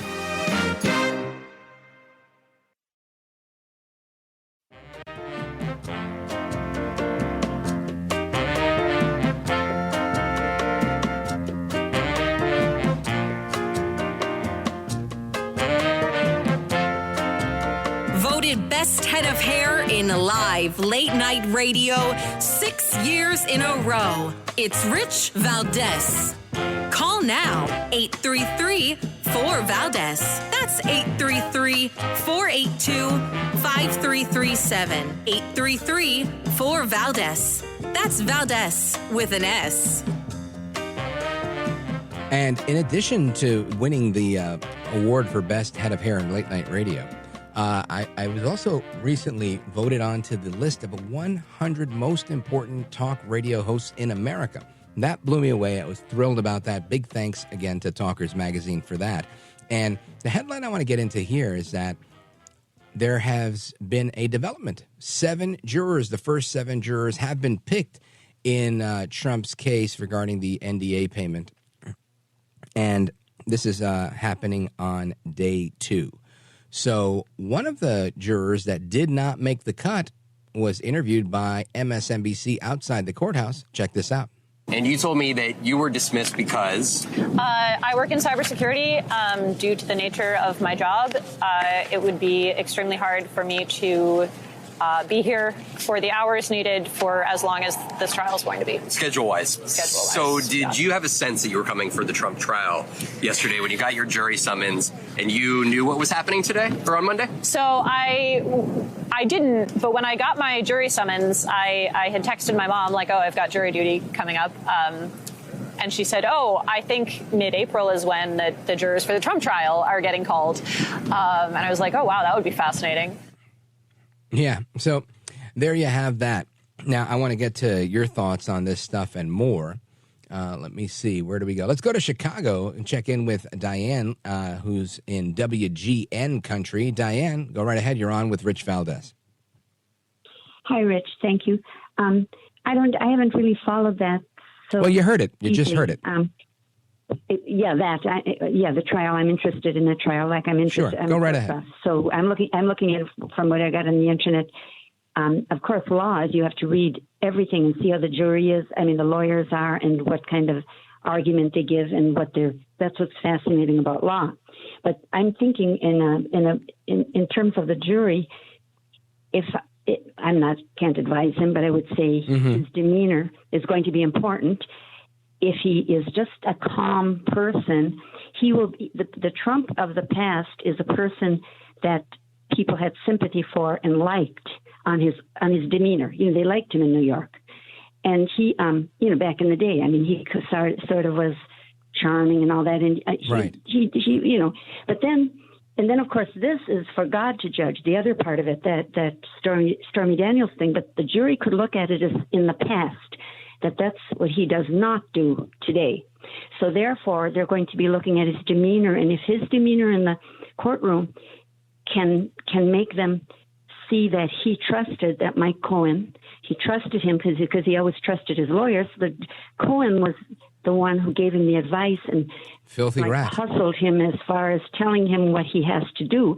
So he went along with what that was the best path to sign those papers, because that's what the issue is, that he signed, the papers. Yeah, well, honestly, Diane, it's not even that he signed the papers. The bigger issue is that how he labeled the expense, right? So it was an expense of $130,000 for a non-disclosure agreement, and it was listed as a legal expense. He was reimbursing Michael Cohen. And the Alvin Bragg, the DA in New York County, is saying that the crime that they're alleging is that they say that expense was made because he knew he would run for president and that he didn't want to have to deal with Stormy Daniels in a political campaign. So he wanted to create this non-disclosure agreement to get rid of her for political purposes. So they're saying that the expense to Michael Cohen was not a legal expense paid to his attorney, but more so a campaign expense that did not get listed as a campaign expense. Now, of course, this is a dramatic stretch of the truth, because most men who are being accused by any woman of any type of infidelity are likely going to want to minimize this immediately, especially if you're a popular media mogul like Trump was, who was not a declared candidate at the time. So the idea that this was a legal expense made sense to the Federal Election Commission, who declined to prosecute this. It made sense to the New York Attorney General. It made sense to the Department of Justice. All of these people that had the prosecutorial authority to bring a charge opted not to. But lo and behold, you get the county prosecutor for Manhattan County, New York County, that decides to fabricate and concoct this non-crime and turn it into a crime and bring it against Trump. And something that you said, Diane, I think is remarkably accurate. This will ultimately be Trump on trial in front of the media, and it's not about the crime that they say he committed. This is just to get the visual of him sitting at the defendant's table, going in and out of court. They want this footage to impact the election. This is what the November campaign ads and the late October campaign ads are going to look like. You know, are you going to elect a criminal and show this imagery of Trump in court? Now, all of that being said, you said that this trial is about Trump's demeanor.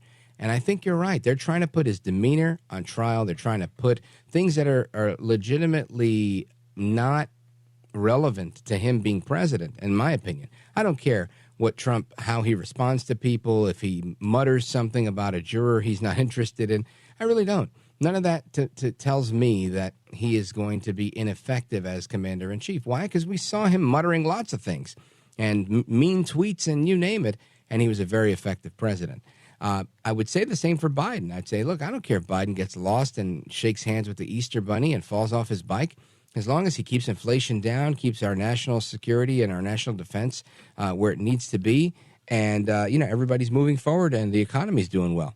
But unfortunately, he's done the exact opposite on so many levels. The border's wide open. So I can't give him the same benefit of the doubt that I give Trump, because I've seen both of their track records, and Biden's let us down miserably.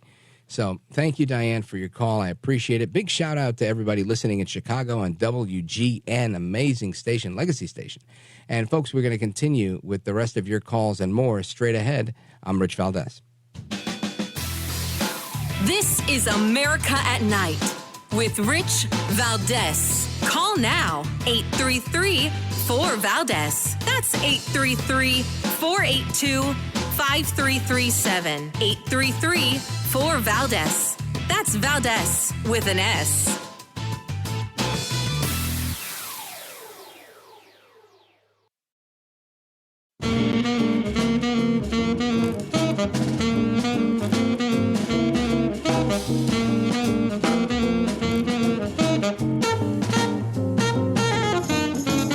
Rich Valdez, who, again, will do a fine job, and I know you'll enjoy listening to him. This is America at Night with Rich Valdez.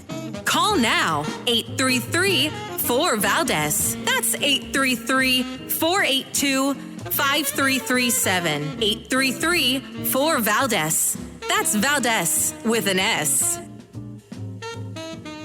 All right, and we continue our conversation with you all, the American people. Plenty of folks on the line. Let's go straight over to the East Coast, Pittsburgh, Pennsylvania, KDKA. Check in with our friend Farentino. Farentino, what say you? Okay, can you hear me okay, Rich? Loud and clear. Okay, about the caller that said that China's not practicing communism. Oh, yes, our friend David from San Francisco. Yeah. Communism is not the downtrodden masses rising up against their capitalist oppressors. Oppressors. Good work. It's a top-down thing. It's control. It's a dictatorship, and that's what it is. Now, this thing with the China, with their sort of a capitalistic type thing, it's still government controlled, government owned, and it's not the. It's not the don. So he's in error there. There's no you heard people say, well, communism is good. It's never been practiced right. Well, no, it hasn't been, because it's impossible to work anyways. We know with socialism. That's what I want to say about that. Yeah. And the other thing I'd like to say about, that's what I want to say about that and about the Trump trial, it's a shame that a lady that makes those kind of movies is somebody that has a say, that is accusing the president of the United States. That's just amazing. Yeah, Farentino, I never even looked at that, honestly, at that aspect of it. And that makes a lot of sense that, this man is on trial for paying an adult film star to keep his name out of her mouth. From maligning his character and impacting his businesses negatively, and somehow he's automatically the bad guy, right? Nobody's stopping to say, what about this woman who clearly tried to make a payday here? Her attorney ended up in prison, right? Now, his attorney on this deal ended up in prison. I mean, these are people that have a shady reputation, to say the least. Now, some would argue, but Trump might end up in prison. I doubt that very much. When you're faced with charges like incorrectly labeling something as a legal expense versus a campaign expense, and them trying to make this into some sort of big federal felony case, it shows me the weakness of this case. There's a lot of people out there that believe this case isn't going anywhere and it's not going anywhere fast, which is why they're trying to put this trial together now in April to try to get a conviction by the end of the spring, and I guess, leave Trump with not enough time to try and get it overturned in an appeal or even make its way up to the Supreme Court. And I don't know if that's going to be the case. I think it may actually work in Trump's favor. Because if they do get the conviction, what is that going to do? That's just going to set people ablaze with fundraising efforts and support Trump even more because they feel like he's being wrongfully accused. So, Ferrantino, excellent point. I appreciate it. Big shout out to you in Mars, Pennsylvania, listening on KDKA, America's oldest radio station, still in action. And let's see. No, I don't have to go anywhere just yet. We can keep going. Let's go to Nancy. Nancy is in Ottumwa, Iowa, listening on KBIZ. Nancy, go right ahead. Yeah. You had somebody on there that was a minister? Yes, Dr. Robert Jeffress. Yeah, talking about the fight between, God and the devil. Yeah. Well, I died when I was 4, came back. Sorry. And I seen my first demon when I was 7.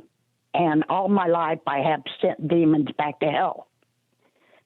God's given me a gift. It's a gift given by God. Yeah. And I in my hometown, I have sent from 15 to 20 demons back to hell. Wow. Well, first, let me offer my condolences to you on your death when you were 4. I'm glad that you're back. Now, tell me I guess you have this ministry of being an exorcism of sorts. What is it like when you're going through this? I usually know when they're going to appear before me.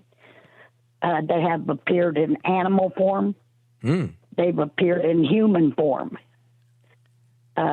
One time, one appeared walking up my sidewalk, he almost looked like death warmed over, wearing a long coat. Wow. And almost looked like he's already dead. Told me he was going to come up. I'm coming up to your porch. I said, you ain't coming up here at all. And what are you using to fight these demons? Is this prayer or what are your tools? Well, he told me a long time ago, God told me, he said, I'm to send them back. I send you back to hell in the name of Jesus Christ, no other name. And that's what I do. I send them back in Jesus' name. Because outstanding. That is outstanding. Let me tell you, I think, I don't remember the chapter and verse right now, but I do remember one of the disciples being with Jesus, and Jesus rebuking him and saying, Satan, get out from within him, and making the claim that, Satan himself was inside of this apostle at the time. And that's in effect, that's the instruction that, all of us in our capacity as followers of Christ have this ability to cast away the demons that are, afflicting our lives and those around us. And I think Jesus famously said to the Roman centurion, it's your faith that's made you whole. And, tell your kid, your child, that he can get out of the bed and walk. So, outstanding. God bless you in this ministry that you've got. And again, my condolences, but my congratulations as well on living a long and fruitful life. Nancy in Ottumwa, Iowa, KBIZ. And I'll pause right here. We'll come right back. Don't go anywhere. This is America at Night with Rich Valdez.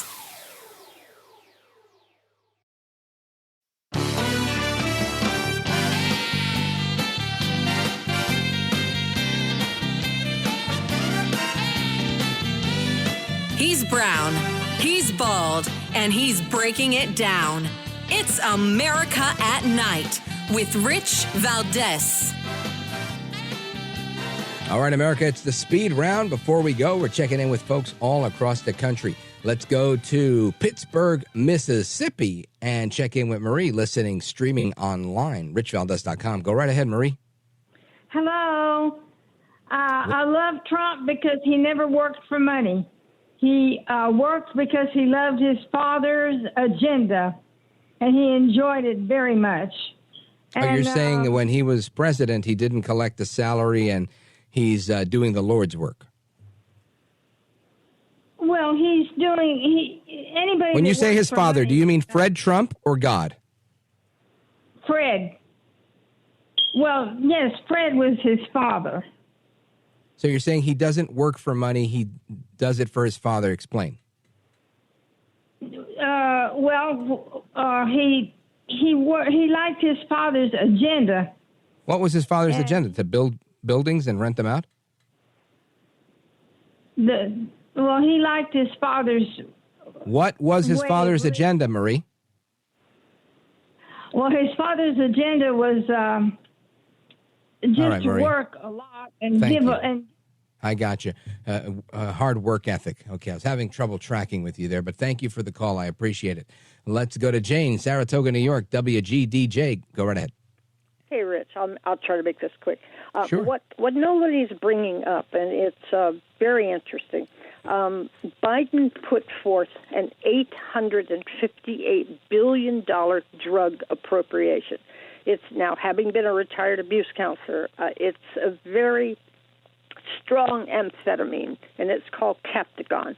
And it was an act that was put forth, and this drug was given originally to the rebels in Syria. Now, it got turned around, and he made deals. Now, Hamas has begun to import this drug. They started buying it and transporting it and importing it to their military camps before October 7th. It's very strong. It's the same as combining heroin and fentanyl, and it can cause people, it causes something called bloodlust, and people can go for days with no food, no sleep, and when the people, some Hamas people that were killed during the music festival, they found this drug, this Captagon, in their backpacks. It is a very serious drug.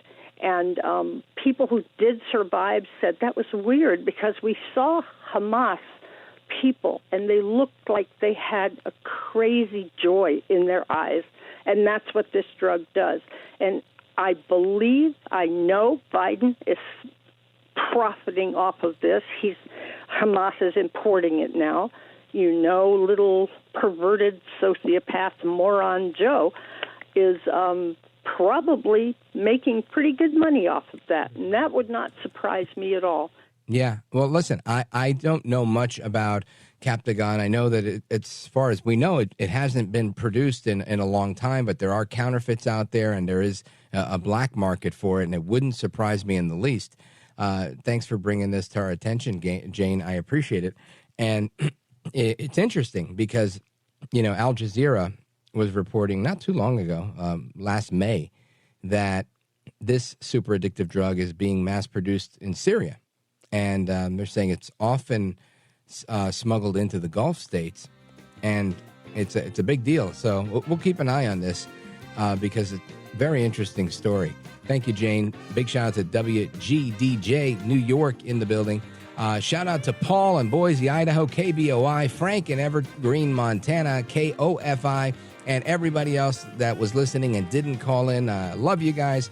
Hasta la próxima. Until the next time, America. Take care. Good night. And God bless you, America. I'm Rich Valdez.